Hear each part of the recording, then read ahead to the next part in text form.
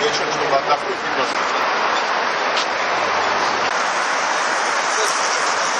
Я думаю, что люди всего мира за доброту, за свободу, чтобы не было войны, чтобы был достаток.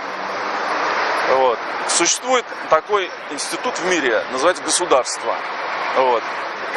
Сирия суверенное государство. Она, очевидно, что в состоянии сама решить свои проблемы. Группа государств, лидером среди которой является Соединенные Штаты Америки, хочет Сирии помешать в этом, решить свои проблемы самостоятельно.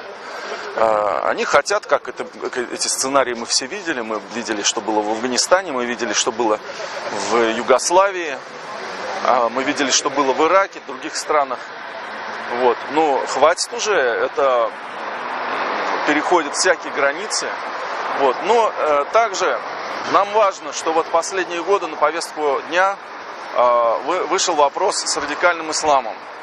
И этой чумой, по-другому не скажешь, заразилась, вот всем это очевидно сейчас, хотя я не мусульманин, я православный человек, заразился традиционный древний Татарстан.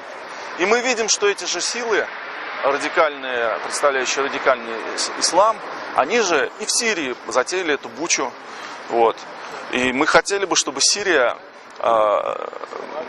как и Россия, как и другие страны позитивные, значит, чтобы она с этой чумой справилась у себя внутри.